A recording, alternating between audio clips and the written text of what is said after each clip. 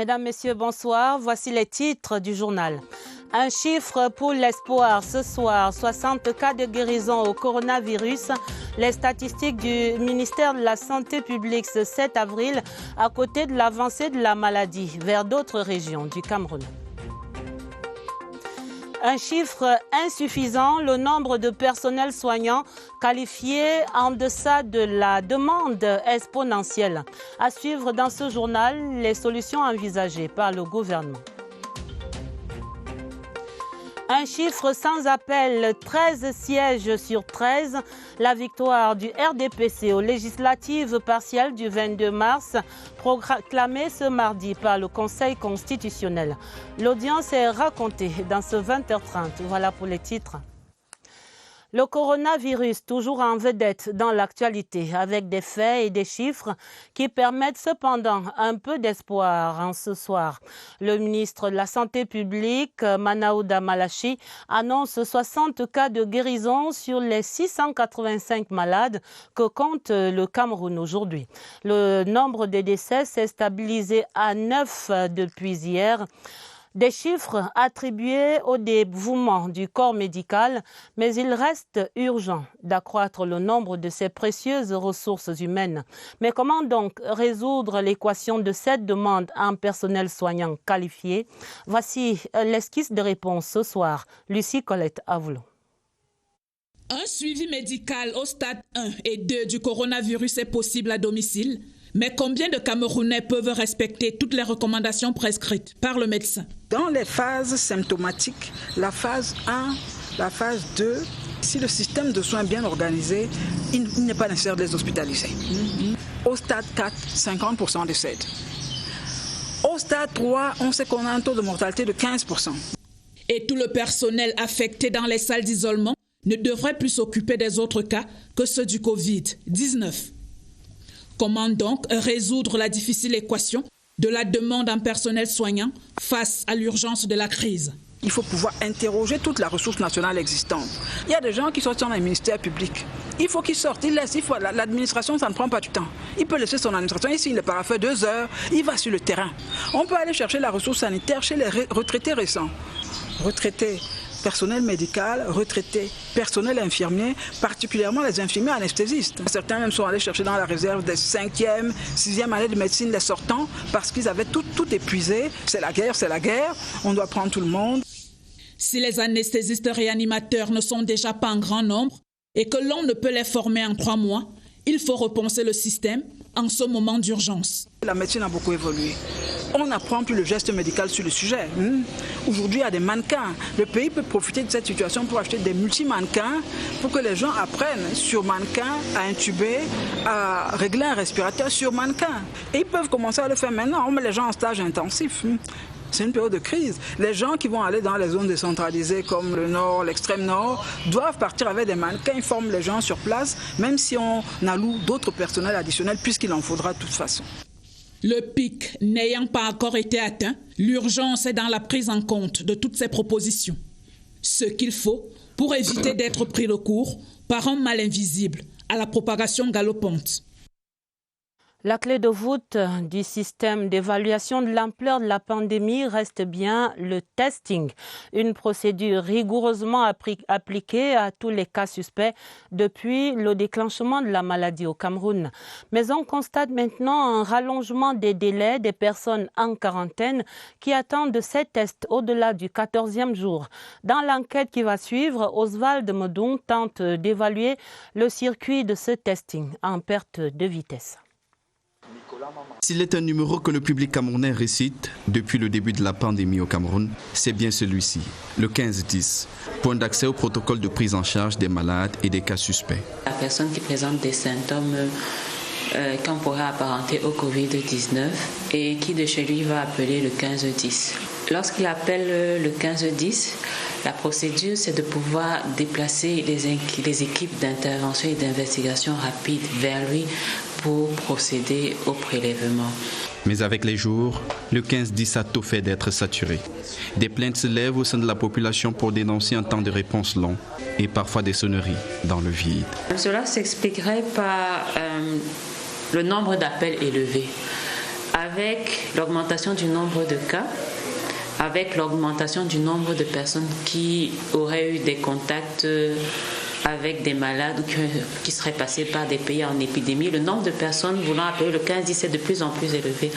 En moyenne, maintenant, au centre de Yaoundé particulièrement, on reçoit plus de 1000 appels par jour. Vous comprenez que les numéros sont rapidement saturés. Un début de solution est déjà trouvé. C'est la décongestion du centre d'appel de Yaoundé pour des délocalisations régionales. Avec le temps, le nombre de lignes a été augmenté au niveau du centre des opérations des urgences.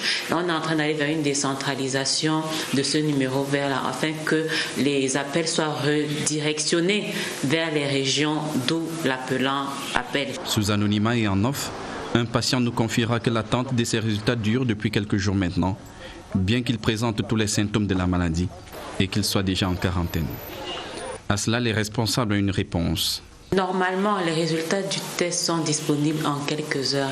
Mais en ce moment, avec la charge de travail, avec le nombre d'alertes de plus en plus croissant, les équipes d'investigation ont plus de 50 à 70 alertes à devoir investiguer par jour. Le centre Pasteur le laboratoire se retrouve avec un nombre élevé de prélèvements à analyser, ce qui fait que maintenant, la durée moyenne d'attente des résultats va de 24 à 48 heures.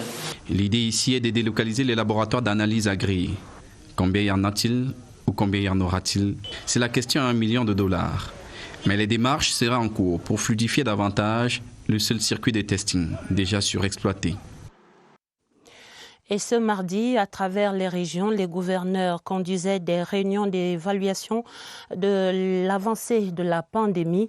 À l'ouest, le gouverneur Awa Fonka Augustine engage les autorités publiques et privées à une riposte groupée en synergie. Il l'a réitéré ce mardi donc au comité régional de lutte contre la maladie. L'évaluation, Christelle Kemounié. De 19. Déjà 44 cas, l'a martelé le gouverneur de l'Ouest. Il faut revoir les stratégies et renforcer la synergie d'action. Ils doivent travailler ensemble pour pouvoir balayer la route au Covid-19 dans la région de l'Ouest. C'est un travail collégial, en synergie. Nous devrons faciliter la tâche à la délégation au personnel médical qui sont au premier plan.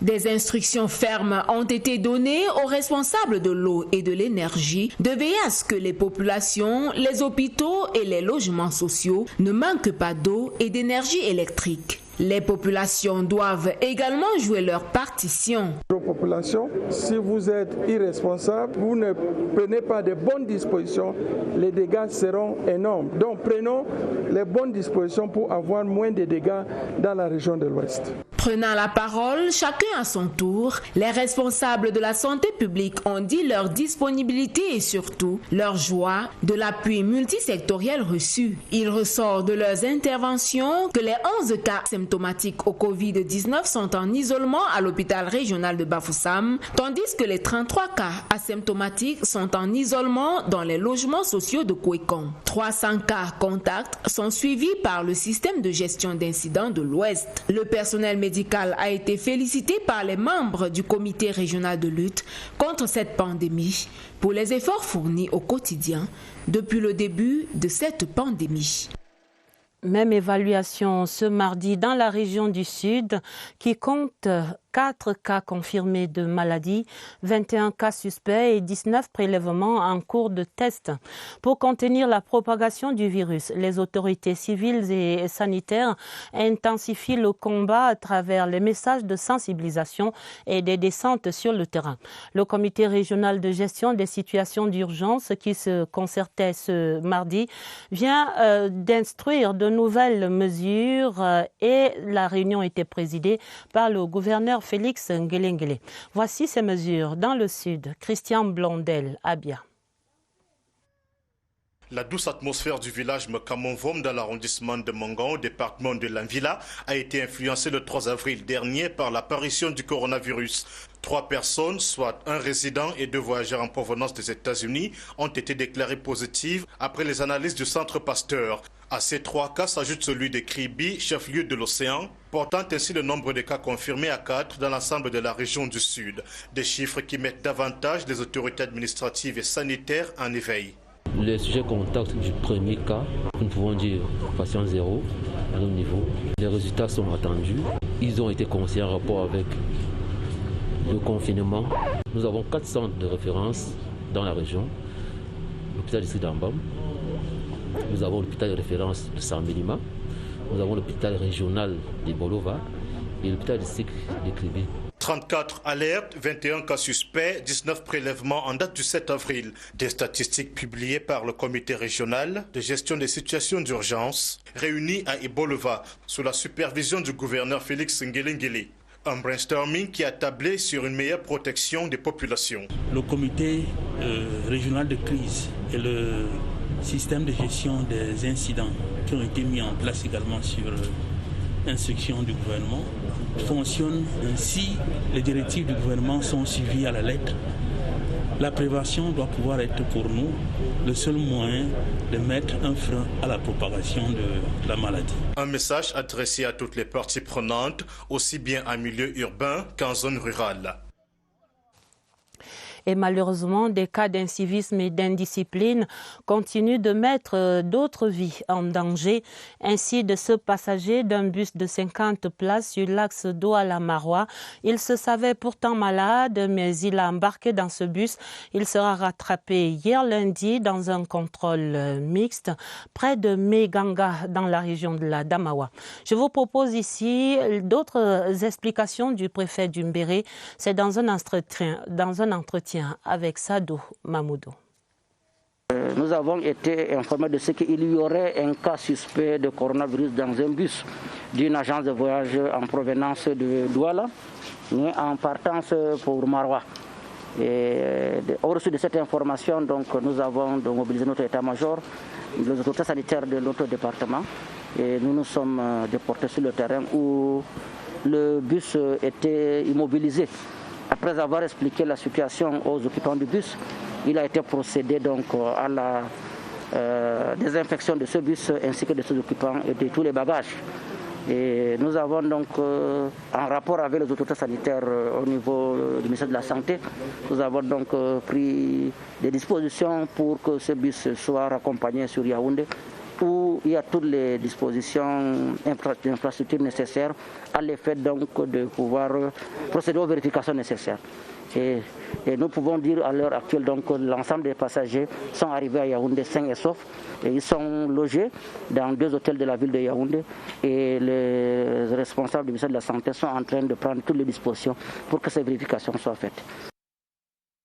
Allons à présent prendre le pouls de la région du littoral au terme de la réunion du comité de gestion des incidents d'urgence en concertation ce mardi à Douala. Une réunion d'évaluation de la situation à ce 7 avril, mais c'était aussi l'occasion de réajuster le dispositif de riposte face à la pandémie dans la région du littoral. Nous faisons le point de ces travaux avec Joseph Itote. Prise en charge des cas confirmés, dépistage des contacts à risque, hygiène et salubrité, surveillance épidémiologique, entre autres. Les membres du système de gestion d'incidents de la région du littoral se sont livrés à un brainstorming avec à la clé la collecte des idées et autres propositions en vue du renforcement de la stratégie de riposte. C'est dans cette veine que l'idée de la multiplication des lignes téléphoniques à travers le 1510 a été retenue pour les appels de détresse. Camtel a mis à la disposition du call center pour l'instant 7 lignes conformément à leur demande. Et ces lignes sont déjà opérationnelles. Nous venons de leur dire ici, pour Camtel, nous n'avons pas de problème de lignes. Ils peuvent en avoir autant qu'ils en sollicitent. Autre sujet de préoccupation majeure, la gestion des personnes confinées dans les hôtels. Nombre d'entre elles seront fixées sur leur sort dès aujourd'hui. Les testés positifs seront transférés dans les hôpitaux dédiés et les testés négatifs retourneront en famille. Sur un tout autre plan, la sensibilisation sur les dangers des comportements à risque se poursuit. Nous avons commencé, n'est-ce pas, le dépistage quand les cas suspects sont avérés. Nous sommes en train de libérer tous les confinés des différents hôtels, en l'occurrence ceux qui ont été testés négatifs.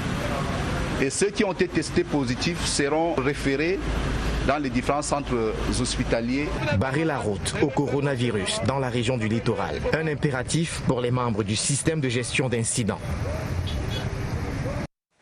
Je vous invite à rester à Douala pour parler de ces prouesses de l'Institut universitaire de technologie, l'UIT de Douala, désormais engagé dans la production des gels hydroalcooliques. L'UIT qui se permet même une fantaisie, la fabrication de ces gels au parfum d'aloe vera. Près de 1500 flacons sortent ainsi de cette usine chaque jour. Allons voir cela avec Aboubakar Abo qui a visité cette unité de production Provo. Fini la théorie, place à la pratique. Nous sommes au cœur d'un laboratoire de l'UIT. Sorti de terre, rempli des flacons de la solution du moment, le gel hydroalcoolique. À la manœuvre, plusieurs mains, étudiants et chercheurs, ayant trouvé la formule conforme. Au premier strat, vous avez les enseignants-chercheurs. Vous descendez, vous avez les professionnels des entreprises. Vous descendez, vous avez les étudiants en cours de formation à l'UIT. Ils apprennent en pratiquant. Pas de magie, juste du génie. Le gel hydroalcoolique du 237 a un parfum d'aloe vera. La plante aux vertus médicinales connue à des racines locales. L'aloe vera, en dehors de sa fonction de gélifiant, il a également une fonction antimicrobienne.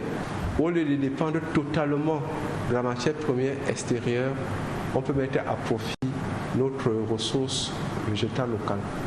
Des gels faits maison et à la demande, le laboratoire tourne à régime constant. Nous sommes autour de 1500 flacons par jour. Et pour les flacons de 100 ml, on est pratiquement à 2500. Une capacité de production qui pourrait s'agrandir en fonction des besoins. Il s'agit d'une plateforme de coopération université-entreprise. Donc lorsque nous nous sentirons submergés, nous allons faire appel avec leurs équipements et leurs ressources humaines, nous allons répondre à la demande. Un laboratoire pionnier qui pourrait donner des idées aux autres institutions universitaires du pays.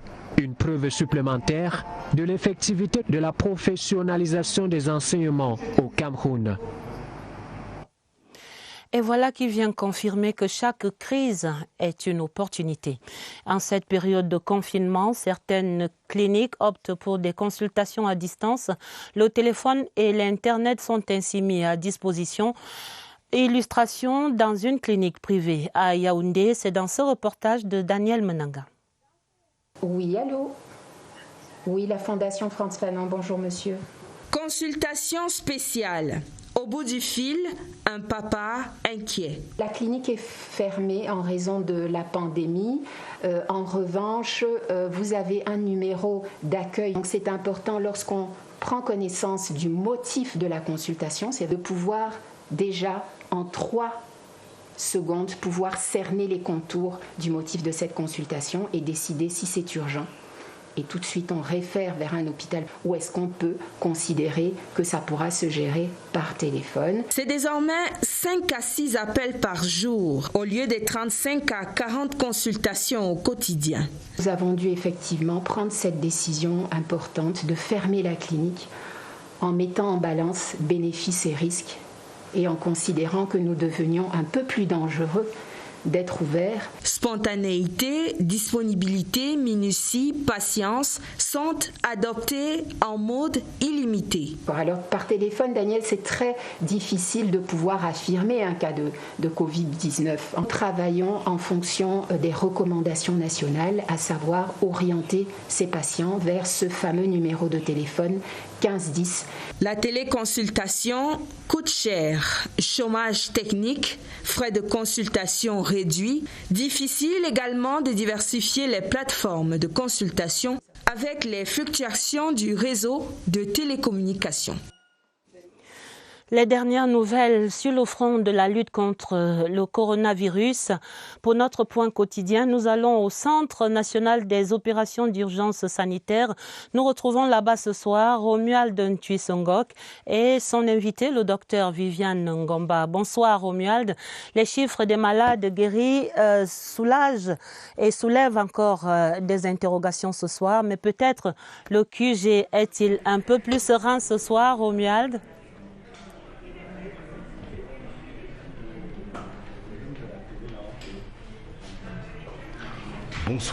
Bonsoir Adèle, bienvenue au centre des opérations d'urgence où la pression ne tombe pas malgré les chiffres qui consacrent ce soir une certaine embellie, en tout cas en ce qui concerne le nombre de personnes guéries. On parle officiellement de 45 cas de personnes qui ont recouvré la santé, mais les indicateurs de la maladie eux-mêmes restent préoccupants puisque 685 personnes sont toujours malades à travers 5 régions que je rappelle rapidement, le centre, le littoral, le sud, le sud-ouest et l'ouest.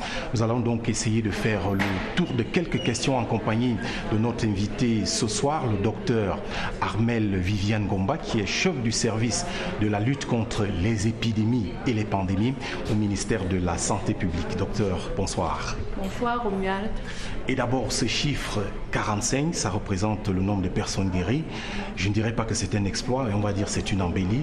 À qui doit-on cette embellie ? En fait, nous devons cette embellie au dispositif de prise en charge qui a été mis sur pied sur l'ensemble du territoire et surtout au suivi régulier et strict des personnes hospitalisées et à la prise en charge précoce des complications éventuelles. Il faut préciser ici qu'après 14 jours d'hospitalisation, toutes les personnes sont systématiquement testées. Et si elles sont négatives, elles sont déclarées guéries. Donc en fait, 43 personnes guéries ce jour signifie 43 personnes testées ce jour et déclarées négatives après 14 jours d'hospitalisation. Mais dites-nous, docteur, doit-on pour autant s'endormir sur les lauriers au regard de ces cas de guérison en progression? Non, pas du tout. 43 personnes guéries, mais la pandémie suit son cours.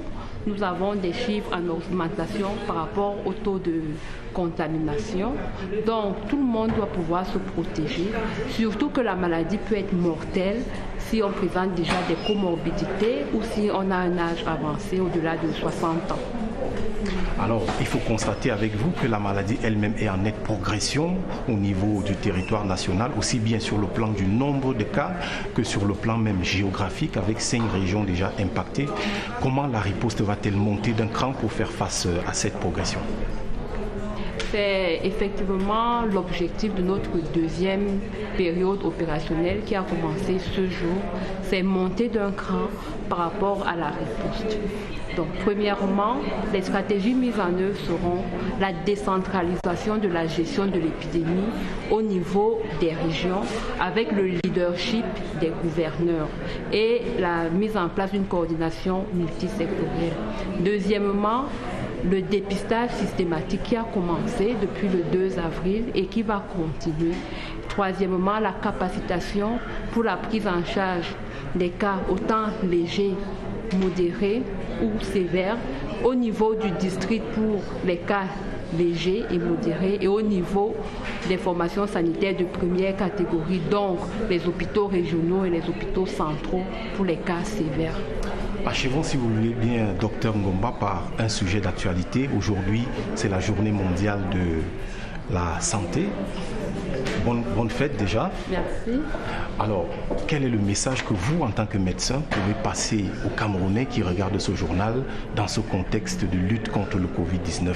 Peut-être un message d'espoir en tant que médecin. Merci. La pandémie au Covid-19 est sévie. Elle a surpris la plupart des pays. L'équipe médicale ou les équipes médicales et paramédicales sont à pied d'œuvre pour pouvoir contrôler l'épidémie en collaboration avec les autres secteurs. Donc, nous sortons pour contrôler l'épidémie, nous sortons pour vous soigner, nous prions la population de rester chez elle et surtout de respecter les prescriptions gouvernementales. Docteur Ngomba, merci infiniment pour votre disponibilité rendue à cette heure-ci de la nuit. Merci. Eh bien, Adèle, voilà ce qu'on peut retenir ce soir. Et avant de vous renvoyer l'antenne, peut-être simplement un souhait à l'occasion de cette journée mondiale de la santé, c'est que l'ensemble des Camerounais aient une bonne et une longue santé.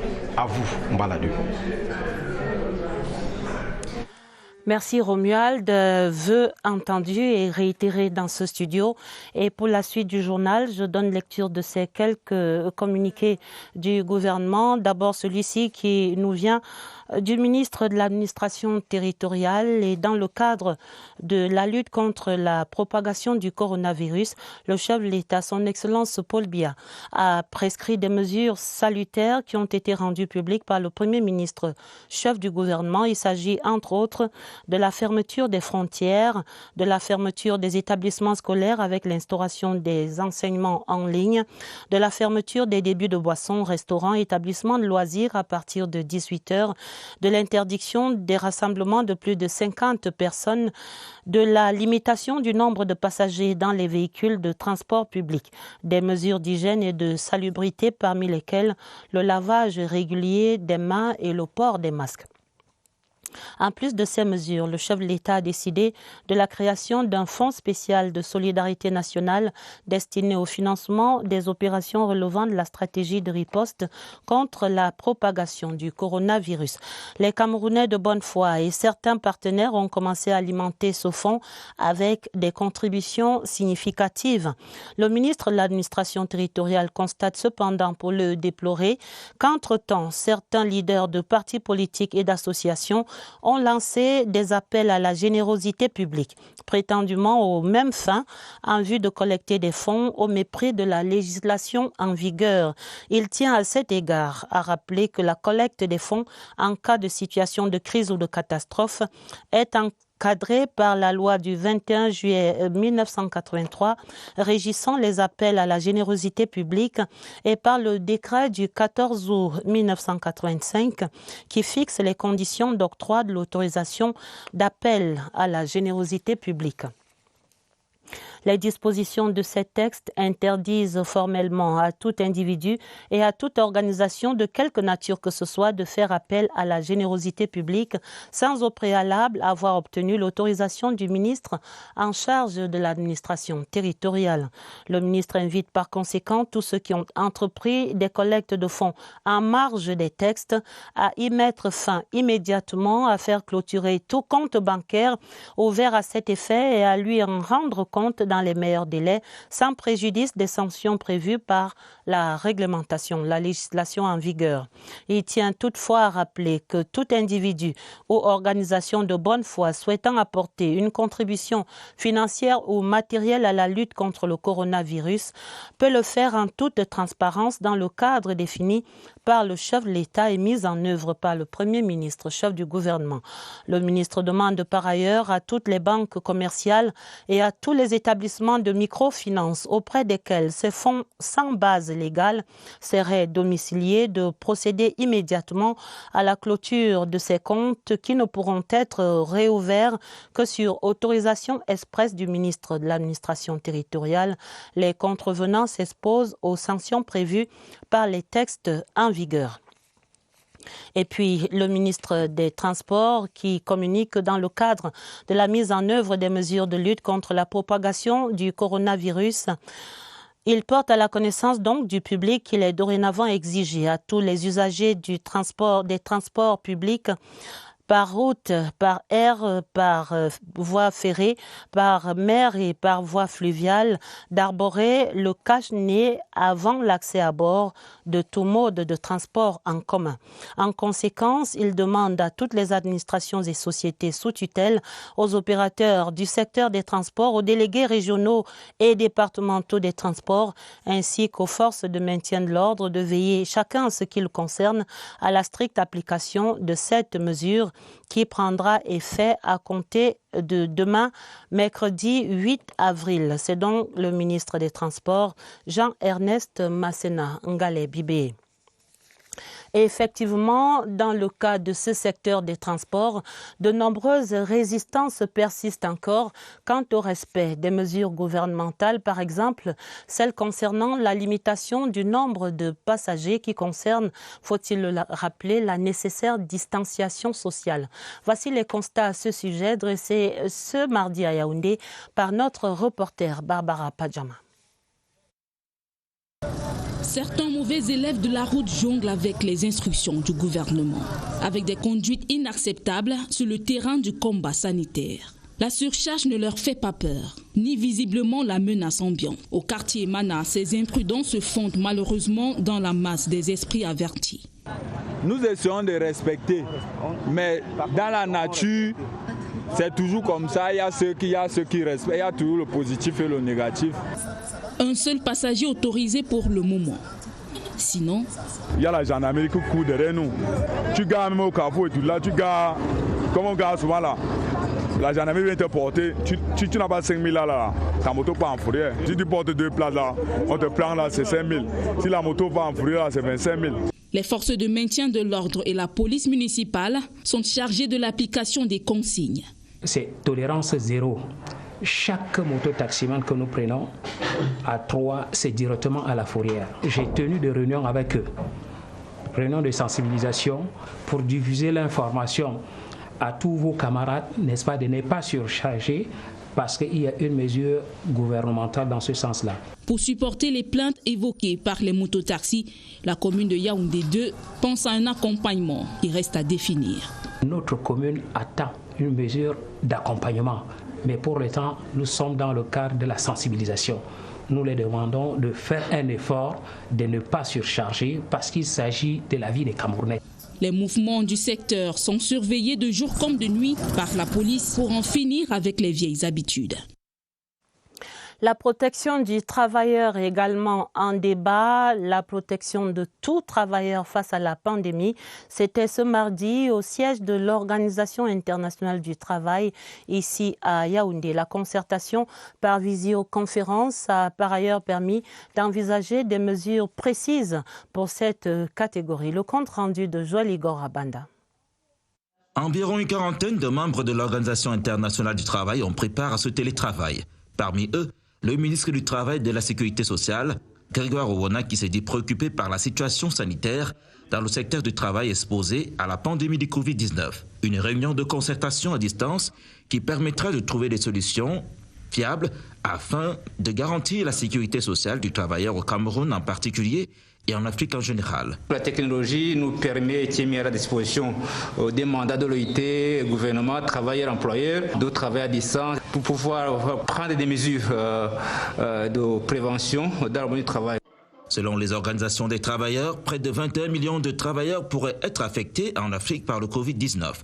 En ce sens donc, les syndicats des travailleurs devraient davantage sensibiliser leurs membres. Les syndicats doivent chercher la solution. Ils doivent s'entendre entre eux, donner les idées ensemble et chercher à travailler en collaboration avec les employeurs et le gouvernement pour trouver des solutions. Les personnels sanitaires, quelles sont leurs conditions de travail? Tout cela, les syndicats doivent donner leurs avis. Le dialogue social en milieu professionnel doit donc être un levier pour barrer la voie au coronavirus dans le milieu du travail. Et pour les travailleurs camerounais et africains infectés par le Covid-19, leurs organisations syndicales doivent les encadrer afin d'éviter leur stigmatisation. Les religieux jouent également leur partition à fond pour limiter la propagation du coronavirus. Dans la région du Nord, l'office de prière du vendredi est suspendu au sein du Lamida de Garoua. Une mesure qui s'étend également aux prières quotidiennes à forte fréquence dans certaines mosquées. Claver Pascal Ndanga donne des détails depuis Garoua.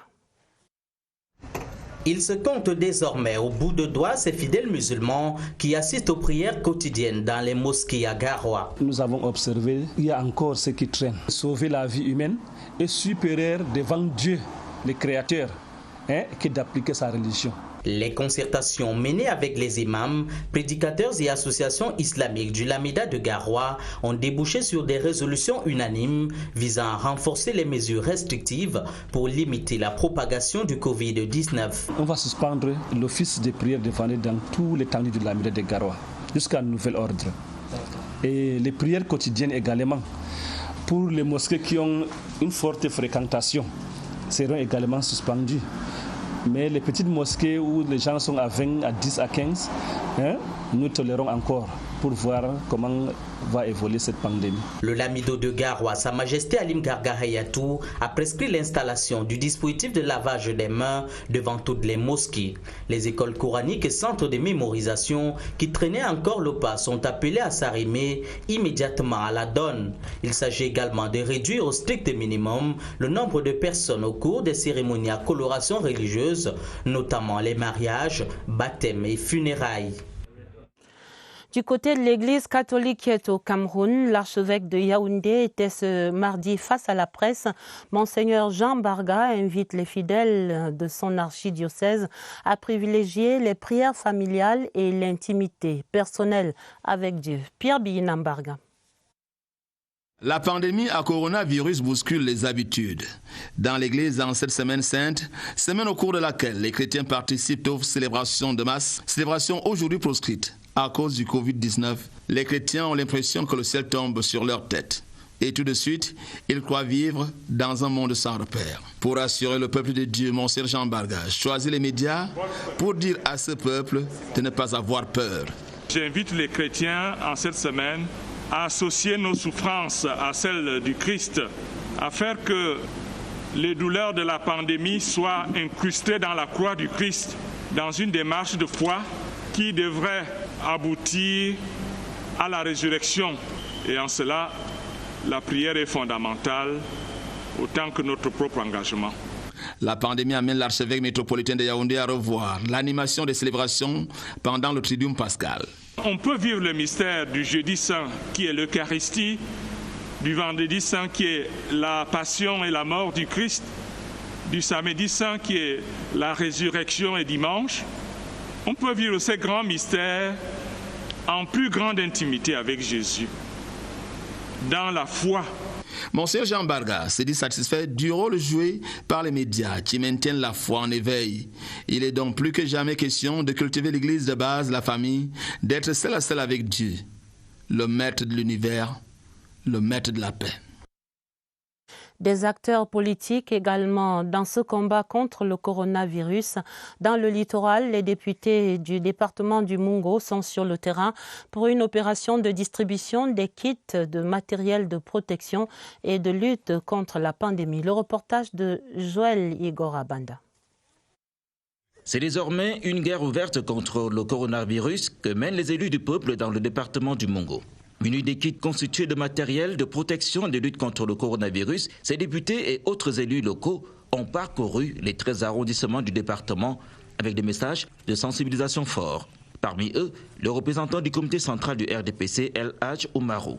Il n'est donc pas question de laisser ces populations être infectées par le virus. Nous avons réfléchi. C'est pour cette raison que nous nous sommes décidés de trouver notre petite contribution pour nos populations. La population qui a toujours gardé confiance à nous. Nous ne pouvons pas abandonner cette population. Avec ces dons, les populations du Mungo vont désormais pratiquer les gestes barrières afin de lutter efficacement contre le Covid-19. Toutes les dispositions sont donc prises pour l'installation des kits dans les lieux publics de chaque arrondissement. Nos députés ont eu le regard digne en faveur de leur population pour apporter leur contribution. Et nous saluons cela. Je profite de cette occasion pour inviter l'ensemble des populations à se mobiliser, à respecter toutes les mesures prescrites par le chef de l'État, par le gouvernement, par l'OMS pour barrer la voie à cette pandémie dans notre département. La lutte contre le Covid-19 dans le Mungo se fait avec ses élites, au rang desquelles le ministre des Relations extérieures, Lejeune Belambela, qui a contribué pour que ces dons en matériel de protection parviennent à toutes les populations.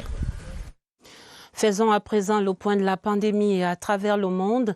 En Grande-Bretagne, c'est l'état de santé du Premier ministre qui continue d'inquiéter. Ce soir, en Chine, les chiffres des décès sont en baisse, mais ils sont remontés en Espagne. Les États-Unis restent toujours le pays le plus infecté. Voici la cartographie mondiale du Covid-19 en ce 7 avril, tracée par Étienne Pascal Azeg. Pour la première fois en Chine, le nombre de victimes du Covid-19 est nul. L'on note néanmoins une nouvelle vague de contamination ce mardi due aux personnes provenant de l'étranger. Après avoir passé le pic de l'épidémie, la Chine occupe actuellement le 6e rang des pays impactés par le Covid avec un peu plus de 91 000 cas. En Espagne, le bilan des victimes au coronavirus est reparti à la hausse ce 7 avril. 743 décès en 24 heures, soit une centaine de plus que lundi.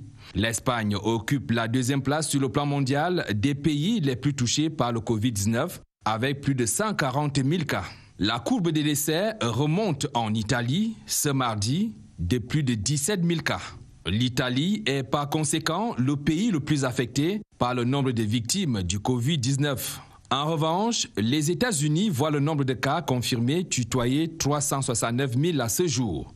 Pour ne pas en arriver là, la France compte renforcer les règles de confinement et procéder aux tests massifs dans les maisons de retraite. En Afrique, le Cameroun intègre le top 5 des pays les plus contaminés au virus. La première place est toujours occupée par l'Afrique du Sud avec plus de 1700 cas confirmés. La cartographie de l'évolution du Covid-19 sur la planète affiche un peu plus d'1 300 000 infections, près de 79 000 décès et plus de 297 000 personnes rétablies. Ce dernier chiffre est une invite au respect strict des mesures prescrites par l'OMS pour barrer la voie au Covid-19. Ici au Cameroun, ce mardi était également jour de proclamation des résultats des législatives partielles du 22 mars dernier dans les 2 régions du Nord-Ouest et du Sud-Ouest. Le Conseil constitutionnel a annoncé le RDPC vainqueur absolu. Le parti remporte les 13 sièges qui étaient en jeu. Thérèse Yolande Dima. Sur la ligne de départ des législatives partielles du 22 mars 2020, 6 partis politiques. Et à l'arrivée, un seul vainqueur, le Rassemblement démocratique du peuple camerounais, le parti au pouvoir, rafle les 13 sièges remis en jeu dans 11 circonscriptions électorales du Nord-Ouest et du Sud-Ouest, soit un siège pour le Libialem, région du Sud-Ouest, et 12 pour le Nord-Ouest, à savoir 2 députés pour le but-centre, un pour le but Est et un pour le but Sud. La Mentum Sud gagne un député, tout comme la Mentum Nord. Idem pour la Meusam Centre, Nord et Sud avec un député pour chaque circonscription électorale. La Momo Est prend 2 sièges et la Momo Ouest 1 siège. Comme l'a relevé le président du Conseil constitutionnel Clément Atangana, ce mardi à la proclamation des résultats, le scrutin s'est déroulé dans le respect du processus électoral. Enregistrement des recours, travaux de la Commission nationale de recensement général des votes et tenue de l'audience publique de règlement du contentieux avec l'examen des 12 requêtes en annulation totale de l'élection introduite par le SIF, requête jugée non fondée d'après le verdict rendu par la haute juridiction.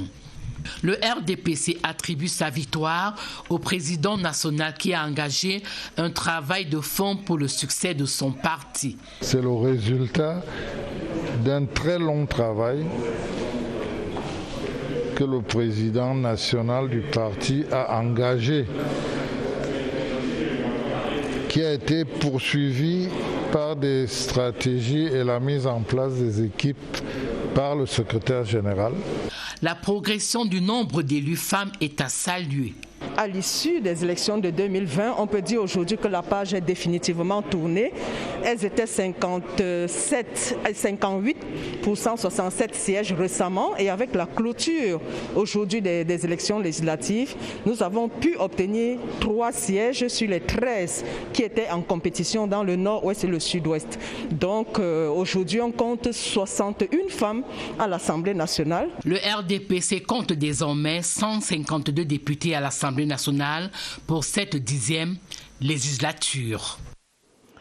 La session parlementaire se poursuit de son côté et ce mardi, à l'Assemblée nationale, les députés ont débattu du projet de loi qui va régir désormais l'activité postale. C'était une séance plénière conduite par le président Kavaye Guédibril. Et face aux députés, Madame le ministre des Postes et Télécommunications, Minette Libom Liliken, qui a reprécisé la nouvelle stratégie de développement de ce secteur postal par le gouvernement. Le reportage de Clarisse Tang. Le développement du secteur postal au Cameroun vise 3 objectifs majeurs. L'accroissement de l'accès qualitatif, quantitatif et à moindre coût aux services postaux sur l'ensemble du territoire national, l'amélioration de l'administration et de la performance du service public postal, ainsi que la densification du réseau et l'amélioration de la couverture postale nationale. C'est dans cette perspective que le projet de loi régissant l'activité postale au Cameroun, qui se présente sous la forme d'un texte de 101 articles répartis en 8 titres, prévoit d'importantes innovations. Le secteur postal va être ce secteur clé-là pour le développement et particulièrement important pour les parlementaires parce que ce secteur étant l'administration la plus étendue dans le territoire camerounais leur permettra d'être proche des populations. Les préoccupations et autres interrogations nourries des honorables députés au cours de cette séance plénière menée par le chef de chambre, le très honorable Kavaye Guédibril, ont ainsi trouvé une réponse. Les autres députés qui n'étaient pas dans la commission avaient besoin d'un complément d'information, particulièrement l'honorable Cabral Lébi et tous les autres avaient besoin d'être rassurés. Quand cette loi postale sera adoptée, que le régulateur va effectivement mettre en œuvre tout ce qui est prévu parce qu'il s'inquiète d'une tolérance administrative et où certains articles, s'ils ne sont pas rigoureusement mis en œuvre, pourraient entraîner des comportements déplorables qui pourraient freiner l'activité. Je crois que nous les avons rassurés. Domaine transversal, le secteur postal se dote d'un instrument régissant son activité. Le projet de loi a été adopté. Le coronavirus encore pour fermer bientôt ce journal.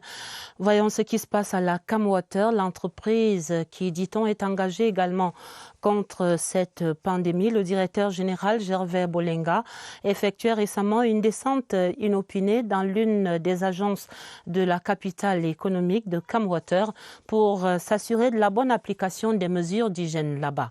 Retrouvons à Douala Chris Patricia Loulouga. Lavage de mains au savon et à l'eau courante, les consignes sont claires avant d'entrer à la Camwater pour tout service. Le directeur général de la Camwater, Gervais Bolenga, a pu constater de lui-même que l'eau offerte aux populations est pure. À ce moment où il y a la pandémie, l'OMS recommande en période de crise de maintenir un résiduel de 0,5 mg dans l'eau. Et c'est ce résiduel qui sécurise l'eau pendant tout son transport jusqu'au robinet du consommateur. Ça veut dire que quand vous êtes chez vous, vous ouvrez de l'eau, vous avez un résiduel de désinfectant. Donc vous pouvez la boire parce qu'elle est potable, elle est saine et sans risque sanitaire. Si les mesures de distanciation sont respectées pour accueillir la clientèle, 1 mètre entre les personnes, la Camwater privilégie les paiements en ligne pour éviter les regroupements. Et voilà qui met un terme à ce journal. C'était plutôt Aboubacar Abo de CRTV Littoral. Et nous retrouverons Chris Patricia Loulouga certainement dans d'autres éditions de ce 20h30. La fin du journal préparé avec la collaboration de Marlise et Noambarga Aoumou et Auguste Angononga. Vous aurez un autre journal à minuit présenté par Elvis Teke et Sadou Mamoudou.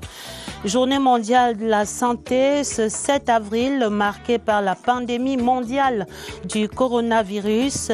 Vous allez retrouver immédiatement après ce journal Madeleine Sopikoto et ses invités sur la question même de cette pandémie au Cameroun et ailleurs. C'est un débat sur cette antenne dans quelques instants. Et je vous quitte encore sur ces images de sensibilisation contre le Covid-19 en vous souhaitant une très belle soirée sur notre antenne et en vous souhaitant une très bonne santé. coronavirus est une réalité. Protect yourself. Don't be selfish. Protège-toi. By so doing, you protect others. Ne sois pas égoïste. On a besoin de toi. We need you. Think about life. On a besoin de toi. Protect yourself. Protect others. Ne sois pas égoïste. On a besoin de toi.